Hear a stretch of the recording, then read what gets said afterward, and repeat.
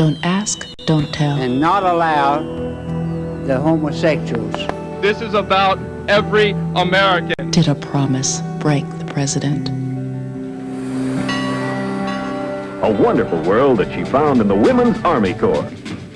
Gays Say no. and lesbians No. are in the military. No. That could have been me. What is the law doing in our bedrooms?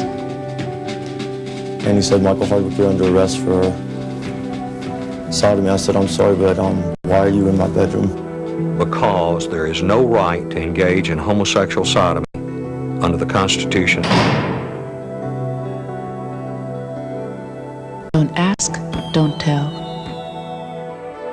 Major funding for the question of equality is provided by the Corporation for Public Broadcasting. Additional funding is provided by these and additional funders.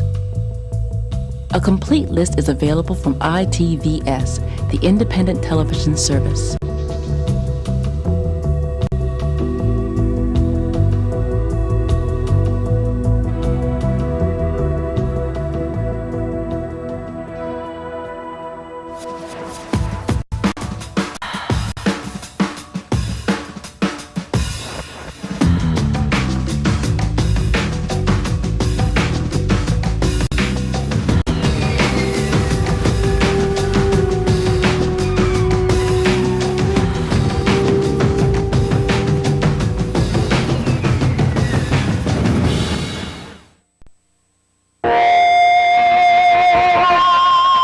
People of the Christian fundamentalists talking about special rights. We're not asking for special rights. We're asking for the same rights any other first-class citizen has, and which we at the present time do not have. And this is what Mr. Clinton was being asked to do when he was running for president, and he's out here in California. He promised us he would move in terms of this. So it isn't a question of gays and lesbians in the military at all. It has to be first-class citizenship, which is a much bigger issue. Make no mistake about it, our patience has been exhausted. We are discriminated against in jobs, in housing, in public accommodations. We're felons in 22 states. The Supreme Court has declared that we have no right to privacy. If that isn't second-class citizenship, I don't know what is.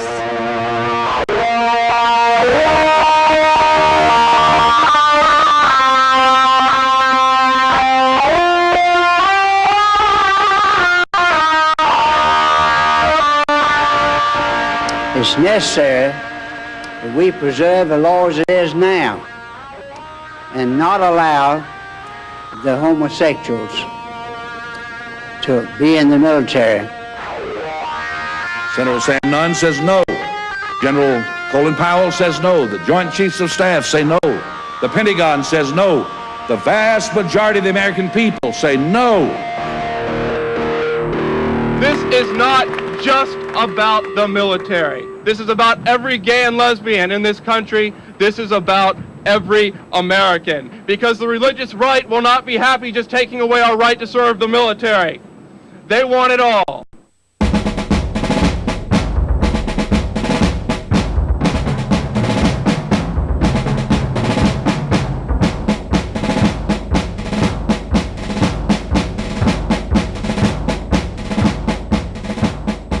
I don't think I went into the Navy with any expectations. I wanted to get out of where I was. That was the only thing I was basically looking at. And I was 19 years old, and I wanted away from where I was. I wanted to go do something else, and I just really felt like it was time to get away from my family too, as far as having them always there and always, so much a part of my life. I just really needed to get out on my own. Not long ago, this was Jean, a file clerk in her hometown. But her mind was far, far away in a world of travel, new friends, exciting jobs. A wonderful world that she found in the Women's Army Corps. Now she's an information specialist assigned to San Francisco. Fascinating city, interesting job, lucky girl. A girl who found a wonderful world of opportunity in the Women's Army Corps.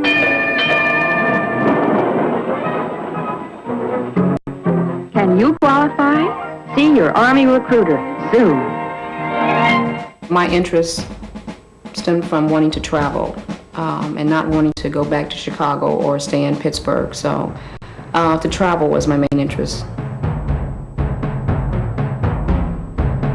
Being on a ship, and that's what the Navy is, going out to sea, and I'd be a real sailor, and you know, the whole concept was exciting to me. You know, because my dad did it, my brother's doing it, and I was going to do it.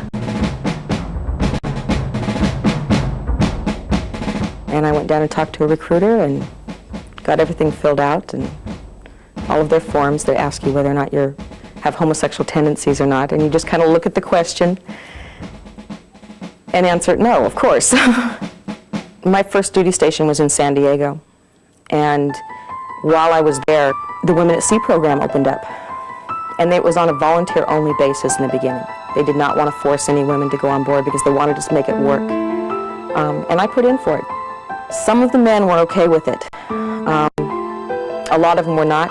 The guys had to change how they did things, and it was just something I think that needed to be worked with. We would come on board to the ship, go into our berthing, and written up over the berthing was Dyke's Den. So there was some harassment as far as that's concerned. I was on a ship for, I think, a month before the investigation, the investigation started. So it wasn't very long at all. The investigation on the homosexuality, that was very intimidating, because that came so quickly. We didn't know what had hit us. I had gone to Long Beach to go to a doctor's appointment, and when I got back, everybody was talking, and they were pulling women in one by one into staterooms to be questioned by NIS officers. Basically, what they wanted us to do was sign a piece of paper and say goodbye. One of the reasons I went to law school was this issue. So when I went to work for the ACLU, I had it in my mind that maybe someday I'd get a chance to do something about this. And I hadn't been there very long, actually. I think I'd been on staff maybe 6 months when a call came in, and a counselor came running across the hallway and said, "We have a person on the telephone, and she says that her daughter is friends with some people on a ship who are being discharged for homosexuality." And I can remember just sitting back in my chair. I knew what it was. I knew what was happening, and I sort of took a breath to sort of calm myself because my heart got really excited, and I went across the hallway and I picked up the phone, and the woman told me that there were 24 women on a ship that were being discharged because they were lesbians. And could I do anything about it? And I remember what I said. I said, "You bet." One of my accusations was that I had hardcore lesbian pornography under my rack. One of the accusations against me was for giving someone a back rub when their back hurt. I don't like perfume, and someone was supposed to have sprayed perfume on me, and I ran and washed it right off. They're trying to discharge me for reading a sex magazine, you know?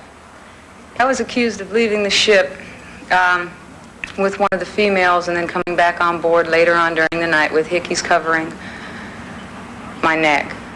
Why do you have to pry into someone's sex life when they show you that their work performance is the only concern that you should have? But the Navy contends that you belong to me. I belong to nobody but myself and God. Out of 500 crew members, at least 40 people were interviewed by Naval Investigative Services on the day they came on board the ship. And what they would do is they would ask them what the rumors were of homosexuality. And they would write that down, but instead of writing it down as a rumor, they would write it down as fact. They were our shipmates.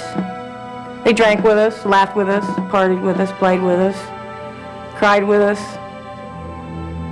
You're on a ship, you get intimate with people as far as your conversation, and you were betrayed. I look at the people that are making the statements and I just can't see it. To look at them, and you sit there and you just wonder what must be going through their head. Were they telling the truth? In my opinion, no. It's a witch hunt. And anyone, innocent, guilty, or whatever, could be caught up in it. It doesn't matter.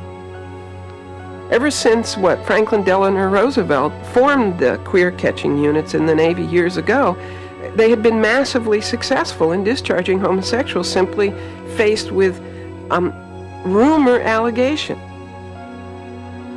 I felt like it was a big invasion of my privacy, and I felt like all the good work that I did while I was in the Navy didn't count. What counted was what I did on liberty, on my own time, what people thought was going on. I didn't like it at all. We were all herded to one of the hospitals in Long Beach, and we all had to have psychiatric evaluations done. It was crazy. It was really crazy, and I felt like an animal or something. I remember the meeting we had with Susan McGreevy when we first got together and met each other, and I didn't know what I was getting myself into. It was a small California-style bungalow, and the women were in very tight clusters of friends all throughout the room and the dining room, and the fear in that room was absolutely overwhelming. I remember everybody sitting like this, really interested in what Susan had to say. When we closed the door, I interviewed each alone. Many of them cried when the others couldn't see them. She saw what was going on, and I think she really wanted to defend it and fight it in a way that would allow everybody to have their rights. A lot of the women were not lesbians. This was not a case where everybody stood up and said, "I'm gay and don't discharge me." My basic view was this was a case which was about human sexuality and the right to have one's sexual habits remain private. It was hard for me a lot of times to fight it with the fact that it's no one's business. I agree with that point of view in a lot of ways because I don't feel that it should make a difference. But for me personally, the issue of being a lesbian in the military had been something that I had always wanted to fight. Women were not allowed to be sexual, and more importantly, they weren't allowed to be sexual in a way which they were non-available to the male personnel on that ship, and there was a whole lot of that aimed at them too. The guys that would come up to you and say, or would sit there and say, well, yeah, we'll just kneel down between my legs, and we'll let somebody walk in on us, and then you'll be cleared, and you're going, wait a minute, I don't have to do that to clear me. I haven't done anything wrong in the first place. Susan McGreevy's tactics were to immediately go through the press and to basically fight this through the media, which I feel was the best thing that we could have ever done. I think this business of mass clear hunting on the part of Naval Investigative Service, which has a whole division which is funded by taxpayers' dollars to do nothing but clear hunt. They open people's letters. The waste of human talent is unbelievable to me. One of the Navy's tactics was to wear us out physically. So instead of holding the hearings in the air-conditioned courtroom that was 400 yards down the way, they put us in a very closed cabin like this. And yet it was in August. It was in the middle of one of the hottest heat waves I can remember in Los Angeles. So that the temperature in the cabin, I would guess, as it moved towards noon, was getting up to 110, maybe more. We would just be sitting in pools of perspiration. I remember that it was my time to go. I remember being a small room, dark, a round table with lots of men in uniform with accolades in gold. I recall that I was scared to death because it was my career that was on the line. The only thing I remember is the one witness. The question that they asked him was whether they knew of any men that had had sex with Seaman Underwood. He answered yes, one, and they asked who, and he said me. He may have in his mind have thought that he had sex with me, but he did not. But that's what saved me. They recommended retention under that testimony.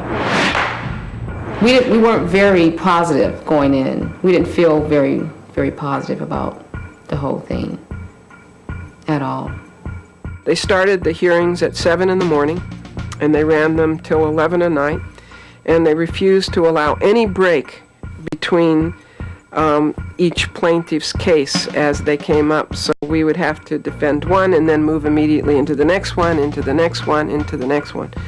I believe to some extent that tactic worked, at least as far as Alicia's case went, because 3 days before Alicia's hearing, we suddenly received notice that there was going to be a witness whom I didn't know anything about. And it was a young man who worked in the boiler room. He was going to testify that he had seen Alicia and Wendy having sex down in the boiler room of this ship on a gangway with steam coming from every which direction while the ship was at sea. I don't know really what I felt. I can't recall back to that moment. I think I have a mental block. The likelihood of a woman of African American descent having been on the ship 45 days, having sex on a gangway in the boiler room of a ship was, in my opinion, about zero. It just, it smelled of racism. I was not surprised that 8 out of 9 African American women were charged. It seems typical of government in certain situations where you have blacks involved. I can only say that the person who testified against them would not, in a normal courtroom, have had any credibility whatsoever. We were unable to get the evidence that we needed to impeach him. Someone was going to fall, and we sort of had the feeling that it was going to be us. Today, a board of Navy officers found 18-year-old Alicia Harris guilty of homosexual activity while a sailor on board the USS Norton Sound. There was no homosexual acts on the ship ever. I'm not a homosexual, I'm straight. And I figured that they just had to start with somebody. I don't think it was fair. Alicia Harris never became the college graduate, never fulfilled her plans for her life. That's a loss. That's a significant loss.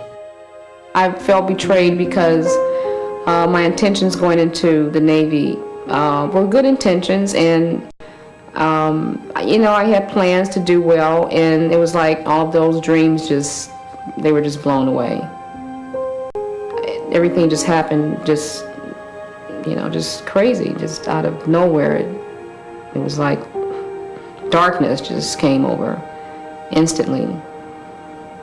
They finally attained a victory of sorts with Wendy and Alicia's being discharged from the service. And they knew that they didn't have any comparable evidence in the remaining hearings, so they pulled up anchor and they went into retreat. They just dropped them. They said, drop them for insufficient evidence. The day that I found out that charges were dropped against me, they held a press conference at the ACLU. For me, somehow in my mind, I thought, well, now I can say it. And when I was in the attorney's office and I was in the woman who's in charge of the American Civil Liberties Union down in Los Angeles, and I asked them, I said, can I now? And they both just said to me at the same time, it's like, no, Carol.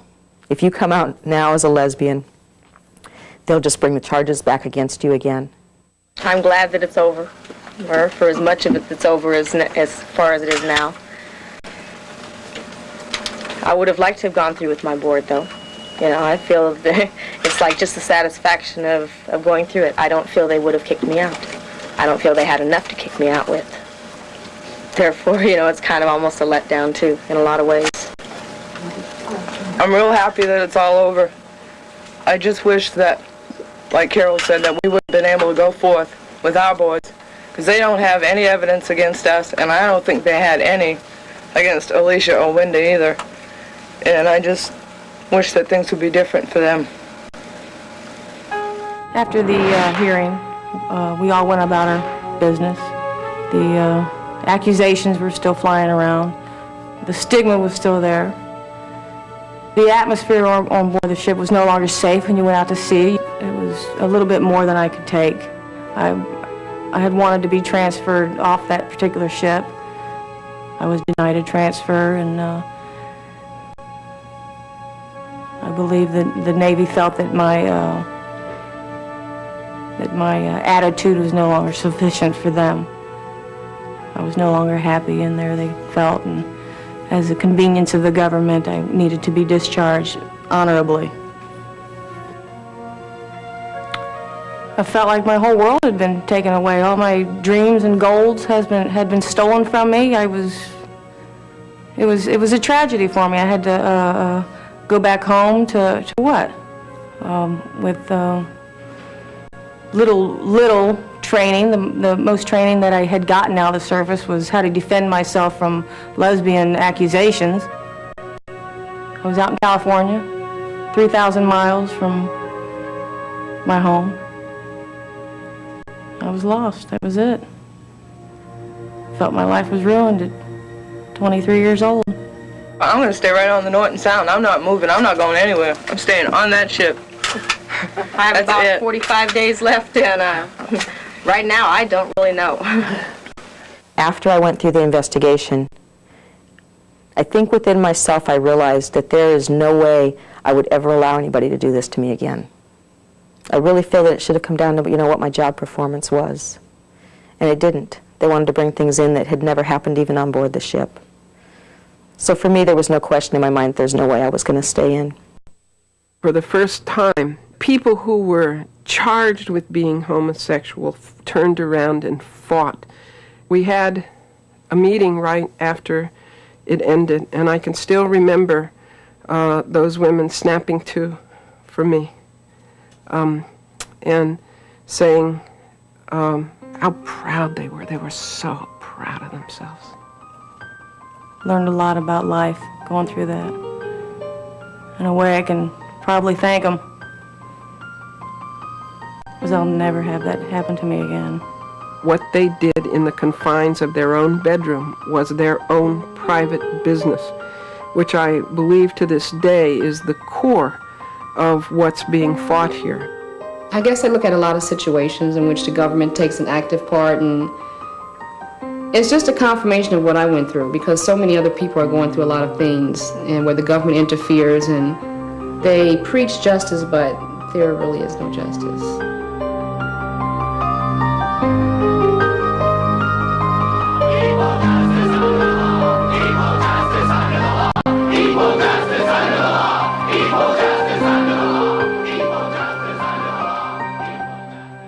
The Hardwick decision brought the state into the bedroom.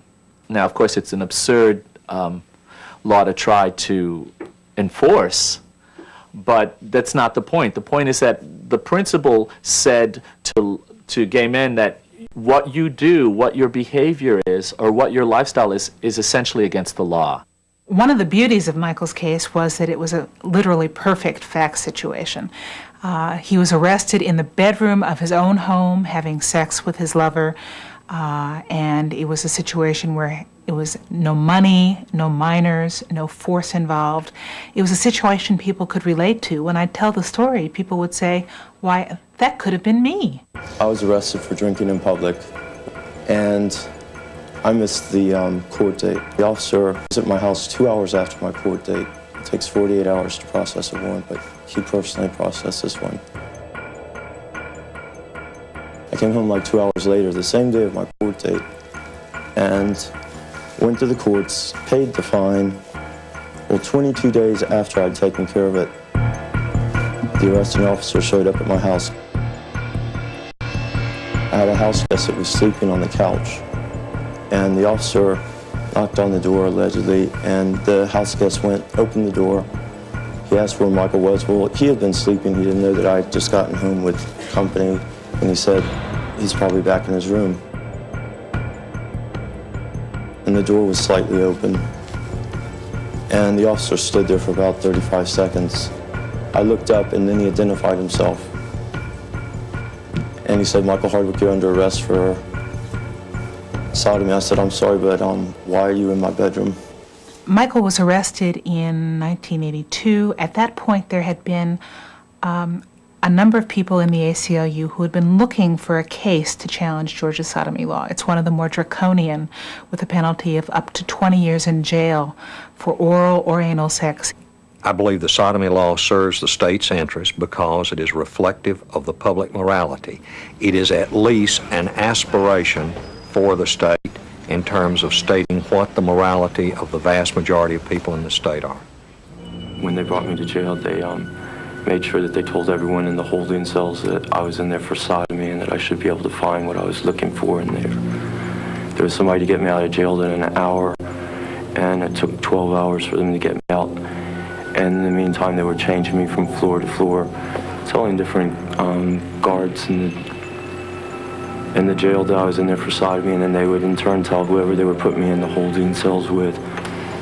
They told me that they were going to have fun with me, and they said that they were going to put me in the pit, which is where they put people they're detoxifying them, people who are really, really drunk. And they put them in there until they sober up enough to deal with them, and they were talking about putting me in there and how much fun that was going to be, and it was a nightmare.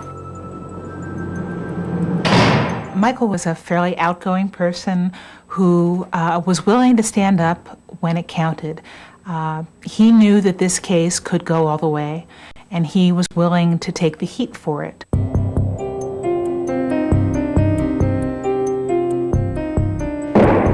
The Honorable the Chief Justice and the Associate Justices of the Supreme Court of the United States. The court is now sitting. God save the United States and this honorable court. The mood in the Supreme Court chambers the day the oral argument took place was quite solemn. We knew the case law, and we knew that Hardwick's claim fell squarely within the line of decisions in which the Supreme Court of the United States had recognized that individuals had a constitutional right to privacy.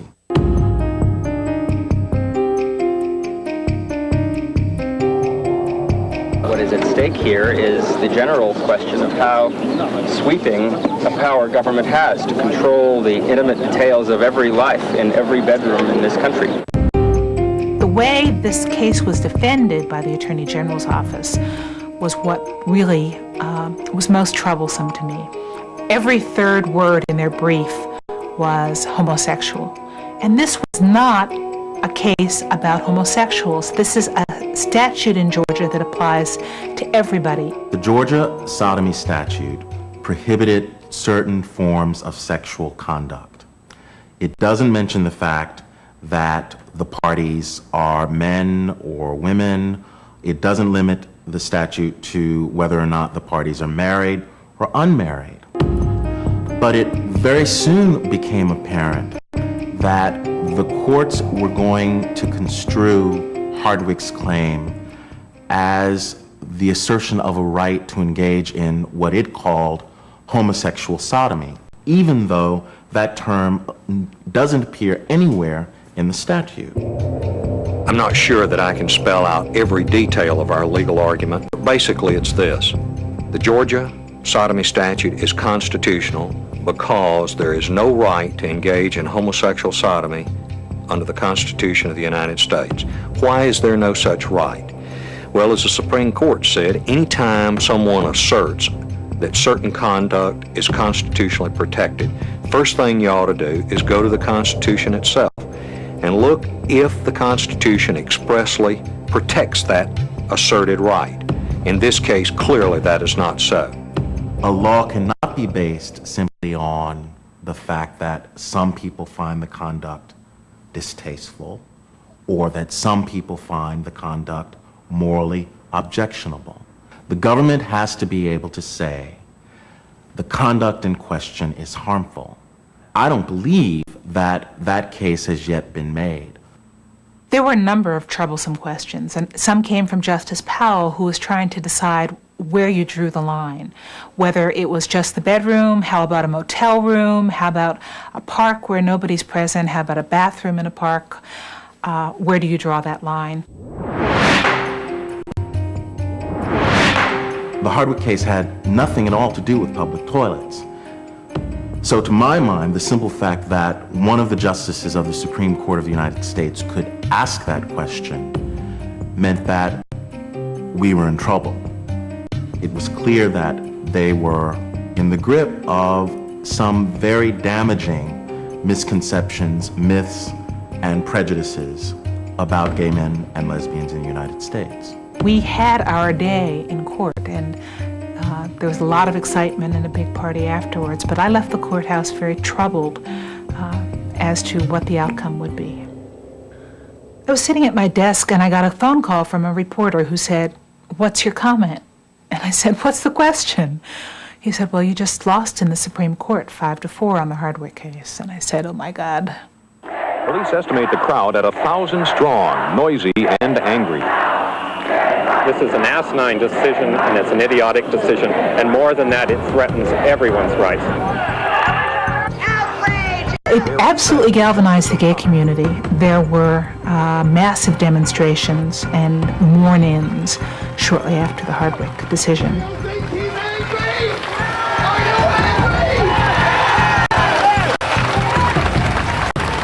In the dissenting opinion that he wrote for the court in Hardwick, Justice Blackmun said that Hardwick had very little to do as a constitutional matter with the right to engage in homosexual sodomy. For Blackmun, the issue in Hardwick was whether Americans have a constitutional right to be left alone.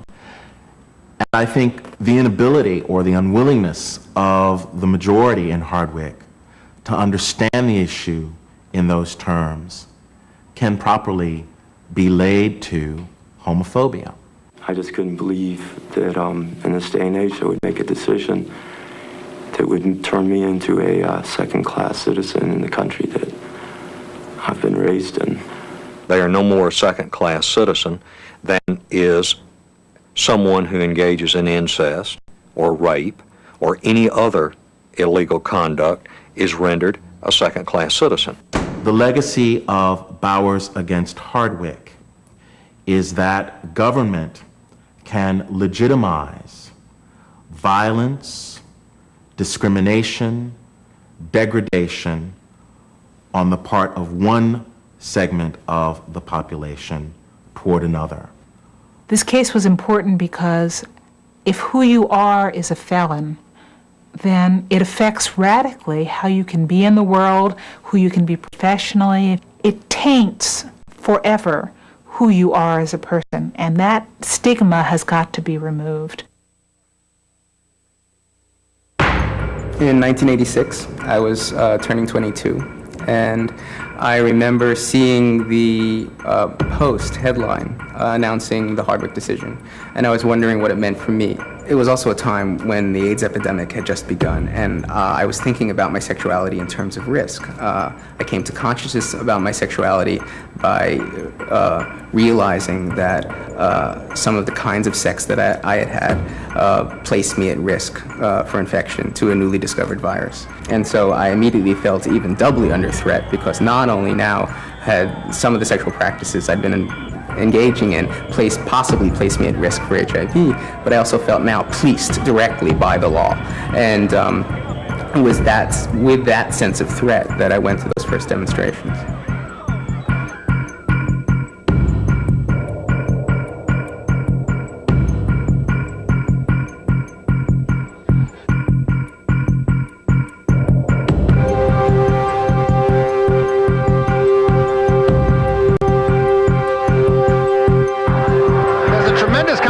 Now between police and demonstrators, confrontation that's developed on the steps here. The demonstrators are pushing one way, the police are pushing another way. We're trying to calm it now. This is supposed to be a nonviolent action. The demonstrators are working on sitting down. It mobilized the community because people were really pissed off, because they began to understand that this system was not as tolerant as they had thought it was, and was not as sympathetic, and that the forces that were most definitely working to increase the repression of gay men and lesbians were actually being successful. The same people I saw at the demonstrations around Hardwick were the same people I saw at the first ACT UP meetings. It was an opportunity for young activists like myself to meet older activists and learn the history of lesbian and gay liberation. Saw, I think, an increase not just in AIDS activism then, but in gay and lesbian rights activism as well. What was interesting about the turn from the Hardwick decision protests and the early ACT UP meetings was we went from a defensive position to an offensive position. So instead of just protesting around the repression, we kind of built ourselves up and went forward with our own positive agenda.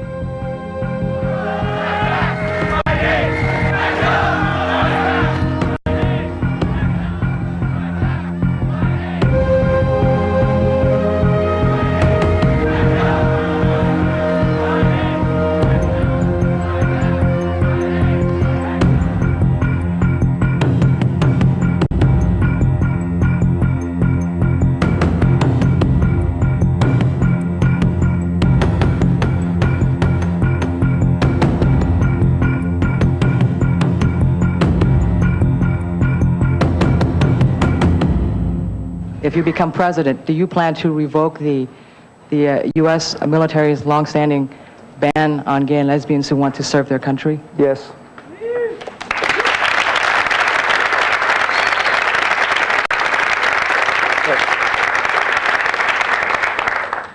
Here's where I'm coming from on this issue. I believe we don't have a person to waste in America. We need all of you. I believe we're too divided today.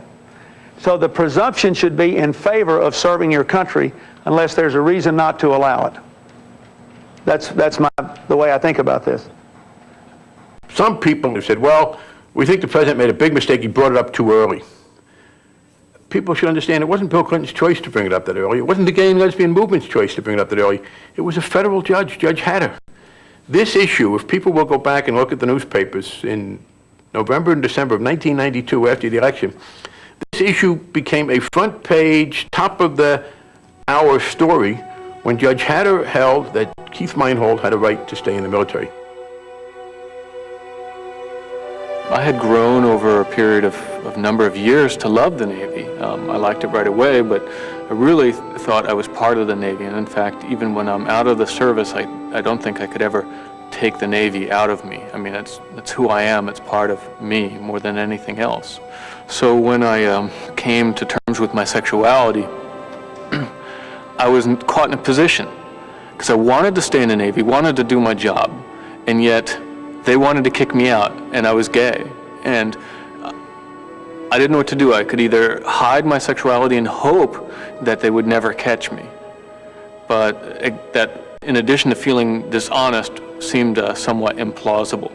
And so the only option I had left was to do something about the policy. November 12th of 1992, I was returned to service in the military. I actually tried on November 6th, but they wouldn't let me in the gate. Luckily, the judge hauled the military into court and said he would hold them in contempt if they did not return me to service, and they did. Shortly after 8, Meinhold appeared outside the gates of Moffett Field, besieged by the media. I think we have a little history on our hands that gays and lesbians will be able to serve openly in the military and not worry about somebody persecuting them. Then he made history. Meinhold walked through the gate and became the first openly gay service member to be reinstated in the military. I think the fact that the story was covered kind of started the firestorm around the gays in the military issue.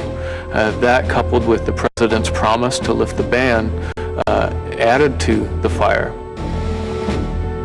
It's not simply the right of homosexuals at stake, it's also the right of all of those men and women who serve in the military. We have fought for our country. We have died for our country. This is not about special rights for anyone. It's about equal rights for everyone. Sodom is against the law anyway. It's not only indecent and wrong, but it will cause many mothers and fathers to want their sons and daughters not to go into the military. My position is that I still think the presence of homosexuals in the force would be detrimental to good order and discipline for a variety of reasons, principally relating around the issue of privacy. If the military establishment doesn't get it, if the members of Congress who are reluctant don't get it, we are going to make sure everyone gets it, and they will be forced to commit to justice for all the people of this country. The grassroots support within the gay community on the effort to lift the military ban, I think, was mixed at best. Lots of people in the gay community believe that why should we fight to lift the ban? We don't believe in the idea of serving in the military to begin with. As a person with AIDS, I felt that the shift away from AIDS as a primary issue to a focus on the military was threatening. Myself and many of my peers and people in the AIDS activist movement felt or feared abandonment by the community. Not only had energy gone from the AIDS activist fight to the fighting the ban on the military, but money. There was a real concern around resources. I believe it was simply too difficult for people to feel that the question of the military ban spoke to them in as compelling a way as all the other issues that the great masses of gay men and lesbians face daily. I actually never came down one way or another around the fight against the ban. I saw it as having its value pragmatically in our culture. The military being the United States' largest employer was a perfect focal point, pressure point to focus on and push for change. But I also recognized that it was a very short-sighted approach to achieving our goals. This is the U.S. military that has run. I'm Puerto Rican and consequently Latin American. The U.S. military has run rampant through Latin America for centuries. Why would I want anyone, part of my community, to be in the military? And yet that focus, came up and people focused on gays in the military. Where is that going to take us? That's not going to help us. Many of the activists in the gay community are very... It's a big personal conflict within themselves. Though they want gay civil rights, they really find it very difficult to support the military in any way. And that's been a chief reason for this indifference and sometimes antagonism towards this subject. Trying to defeat the ban on gays and lesbians in the military was important from the standpoint of defeating homophobia in general, because the anti-gay and lesbian military policy is today the only explicitly anti-gay policy the federal government has. That's why it is in part so important. Every single study since 1957 that has been conducted by the Pentagon itself or by the investigative arm of Congress has concluded that there is absolutely no basis for the ban on gays and lesbians, and in fact that it is incredibly wasteful. I think to say that the campaign to lift the military ban against gay men and lesbians was an instance of assimilationist politics is too simple. The fact of the matter is that in any nation, those citizens who can and are willing to serve and fight and die, if necessary, for their country, ought to be allowed to do so. In many ways, it's at the core of what it means to be a citizen. Yeah, if you have a homosexual, you never know where his thoughts are, or especially down in the birthings. They don't let men and women together just for the simple fact that that's going to cause problems if they leave men and men together. I wouldn't feel comfortable sleeping, with a guy who's a homosexual 3 feet above me or 3 feet below me, or going to take a shower knowing that, there's homosexuals around. The whole idea that it is this incredible, unbelievably rare and upsetting occurrence to step into a shower with a homosexual person next to you is just wrong. But the issue is, do they know there's a gay person next to them? That's the sort of subliminal and I think the true issue. I'm 53 years old, and I have not been getting myself dry cleaned for most of my life. I have been taking showers very often in the presence of straight men, in gyms, in locker rooms, in a whole range of contexts. I do not understand why people think that they have never taken showers with gay people if they have ever ventured outside their own bathrooms. I think the obsession with showers in the debates over the lifting of the ban represented a real degradation in the public discourse and a deflection away from what was really at stake.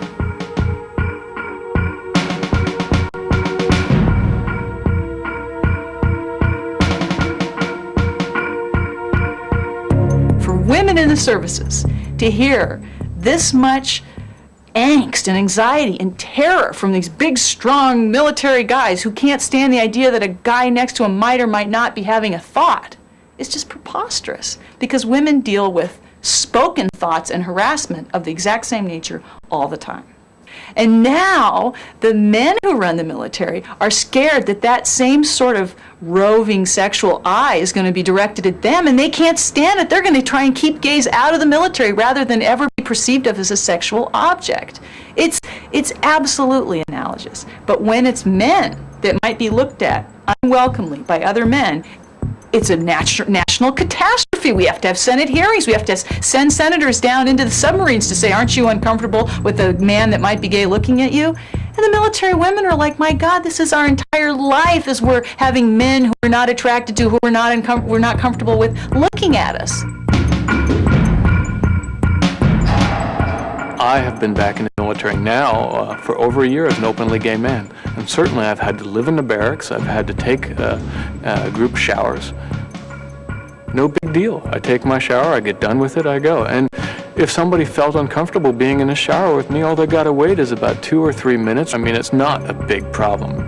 It's a big fear argument, and it's really convenient for bringing up the stereotype as a homosexual predator. The bigoted argument in the military debate did not say that we were bad people, that we were security risks, that we would be emotionally unstable. Now that's interesting, because 30 years ago, that's what you would have heard. The argument would have been, what? Those people in the military, they're all neurotic, they'll be crying, they'll run away from battle. The argument was really fairly more refined. It was simply this, straight people don't like them, therefore we can't have them in. We have a distinction between something that a person is born with and a chosen conduct. I know of no medical study anywhere that has validly proved that people are born homosexual. It's a question of choice. I think color and gender are both benign physical characteristics, as the generalists say, that someone's born with. They don't involve a behavior that has the potential to affect other people and the people around them. People said, well, why didn't the president just give Colin Powell an order? He could have given Colin Powell an order, and Colin Powell would have abided by the order. That is, if he said, integrate the military immediately, it would have happened. On the other hand, Colin Powell would also have told people in Congress that he opposed that, and Congress would have unfortunately overturned it. By May, it was clear to me that we had been defeated in the organizing effort. We had lost. And Sam Nunn then began talking about his version of what he called don't ask, don't tell. And I decided to propose an alternative because it was clear to me then that we would lose and that none would dictate the terms of the compromise. In making his announcement, Clinton drew applause from the military brass. And no wonder. He had backed off his pledge to lift the ban against gays in the military. The policy I am announcing today is, in my judgment, the right thing to do and the best way to do it. Disappointed probably is not a strong enough word in the Clinton administration. We might as well have the Reagan or Bush administration in there. In fact, I kind of wish they were there, because there's not this facade that we have a friend in the White House. The Clinton administration today is now ushering in a new era of discrimination in America. I believe that Congressman Frank thought it was in the best interests of the community to compromise.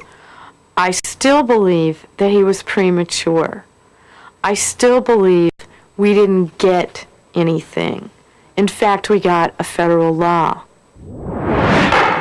So when that person is asked, did you say I am a lesbian, say I was asked, I would have to either say I am not a lesbian, I will have to contradict my previous statement, or I would have to say I am a lesbian, but I'll never engage in any lesbian act. For me, perhaps the most troubling feature of the don't ask, don't tell policy is that it endorses the irrational fears and prejudices that one group of people have about another group of people, and allows the state to discriminate against a group based on nothing more than paranoia, stereotypes, and irrational bias. I don't know whether the don't ask, don't tell policy is going to help this at all. I think that what it will do is give commanders in their own command units an incredible amount of discretion. Before, they had discretion, but now their discretion has been so far expanded with regard to gays and lesbians that I'm fearful. There's another trend from the new policy, too, that I find extremely disturbing, which is giving people general discharges when there is no allegation of conduct at all. It's a status discharge that someone has stated that they're gay or lesbian, and they're getting general rather than honorable discharges. Now, even under the old policy, we were able to stop that from happening. We were able to force them to give people the honorable discharge they deserved. What I see in the future is that we're going to be in the courts. We haven't had a political response to this issue that's been very favorable. It's kind of the standard in civil rights issues that you can never resolve them in politics. They're historically always been resolved in the courts. Because we're talking about the Constitution of the United States. It basically says everybody's created equal. Societies where the prejudice is wholly ingrained don't have debates about it. It would not have been possible to have had a debate about gays in the military 30 years ago. The society's prejudice against us was so wholehearted and total that the arguments would have been laughed off. I believe that 20 years from now, this debate will look equally laughable. I think by making the ban the primary focus of our activism, we lose sight of some of the larger goals of sexual liberation. It leads us down a path where we have to say that we are like everybody else. We are no different than anybody else. We should be included by virtue of the fact that we are the same as everybody else. And the primary principle of lesbian and gay liberation and sexual liberation in general was difference. We should fight for the right to difference. The bottom line is that we lost. And I think the lesson we ought to take from that is that for people in the halls of power, the effort to make ourselves look like them finally makes no difference. We saw in the media a group of people who were overwhelmingly white, male officers. And yet the reality is that the discriminatory policies of the military strike disproportionately women, and especially women of color. I think what did come out of the effort in the campaign to lift the ban was an unprecedented educational vehicle in which we put a face to our issue of being gay and lesbian in America. It's my firm belief that until we lift this ban and stop putting gay and lesbian people in prison for the mere status of being gay or lesbian and ruining their careers and saying that they can't do ROTC or any of the other kinds of educational and economic opportunities that the military offers, until we stop that discrimination, I don't see how we're going to have a federal civil rights bill. We have a dual problem as a gay and lesbian community. Not only have we been subjected to legal discrimination, but we have been culturally pulverized. We're trying to find ourselves, find our culture. We're trying to engage in the kind of cultural self-expression that we have been prohibited from doing. And for us, the cultural self-expression is also a political act. Because when you have been despised and told, shut up, hide, we'll tolerate you barely if you just deny who you are, then simply saying who you are becomes political. We're the only group for whom coming out is a political act. I think our great strength is to show to the American people the diversity of gay men and lesbians in this country. That we are literally everyone and that we are quite literally everywhere. That we're black, that we're white, that we're Asian, that we're men, that we're women, that we're poor, that we're rich, that we're educated, that we're illiterate, that we represent the full spectrum of the American body politic itself.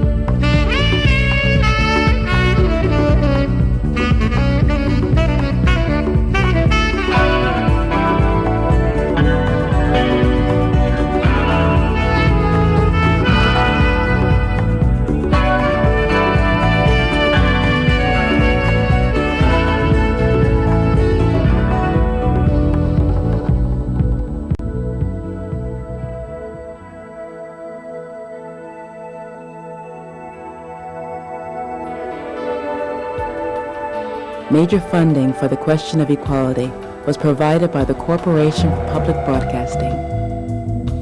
Additional funding is provided by these and additional funders. A complete list is available from ITVS, the independent television service.